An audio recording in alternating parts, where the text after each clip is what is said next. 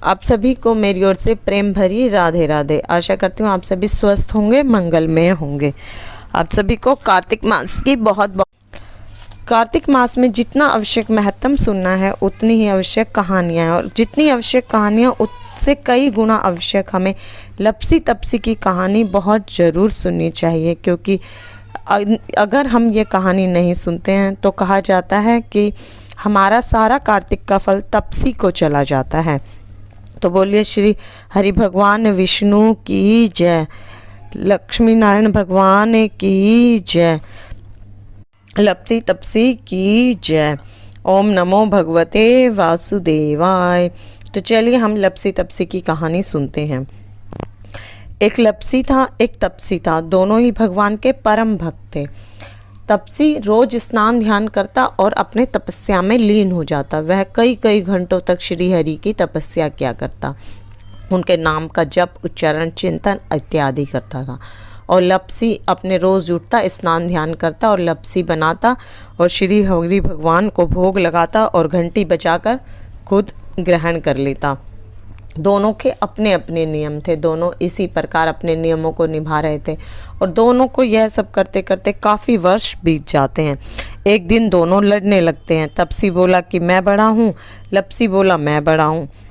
इतने में नारद जी वहाँ आए और बोले कि तुम दोनों क्यों लड़ रहे हो। बोले नारद जी से बोले कि तुम तो सर्वशास्त्र ज्ञाता हो नारद जी, तो आप बताएं कि हम दोनों में से कौन बड़ा है। तो नारद जी बोले कि इस बात का फैसला मैं कल करूँगा, आज नहीं कर सकता। बोले कि ठीक है, जब इतने सालों इंतजार करा है तो कल भी देख लेते हैं।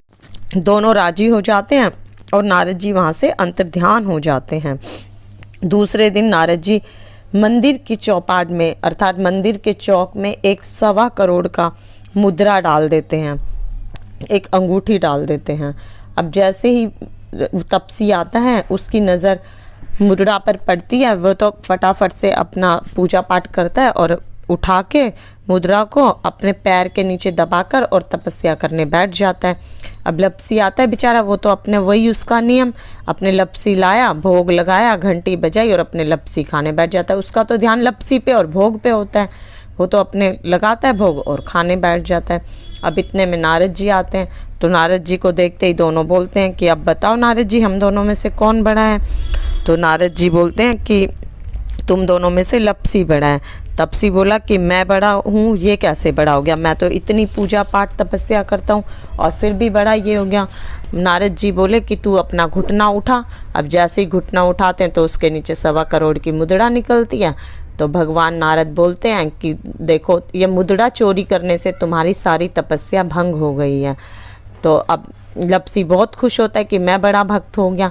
अब तपसी बेचारा विचार करता है, रोने लगता है, कहता है कि मैंने तो सारी ज़िंदगी भगवान की तपस्या करी है और अब मुझे तपस्या का फल कैसे मिलेगा। तो नारद जी बोलते हैं कि तपस्या का फल तुम्हें कार्तिक स्नान करने वाली देंगी। बोले कि वो कैसे देंगी। बोले कि सारी कहानियाँ कहकर जो तेरी कहानी ना कहे उसका फल तुझे मिलेगा, जो कहानी सुनते समय हुकार ना भरे उसका फल तुझे मिलेगा, जो दिया जलाकर हाथ ना जोड़े तो उसका फल तुझे मिलेगा, जो सुई में धागा डालकर ना रखे उसका फल तुझे मिलेगा, जो ब्राह्मण को या किसी को भी वस्त्र आदि दे और उसके ऊपर अंगोछा रख कर ना दे तो उसका फल तुझे मिलेगा, जो ब्राह्मण को भोजन कराकर या किसी गरीब को या कन्या को भोजन कराकर दक्षिणा ना दे तो उसका फल तुझे मिलेगा। इस प्रकार नारद जी लपसी और तपसी दोनों को अपना अपना फल बताकर वहाँ से अंतर्ध्यान हो जाते हैं। बोल लपसी तपसी की जय, बोल कार्तिक मास की जय, बोल श्री हरि भगवान विष्णु की जय, राधे राधे। इसीलिए लपसी और तपसी की कहानी सुनना बहुत आवश्यक है। इसी प्रकार की कहानियाँ और व्रत आदि से जुड़ी हुई जानकारी को सुनने के लिए मेरे चैनल को लाइक करें, शेयर करें एंड सब्सक्राइब करें। राधे राधे।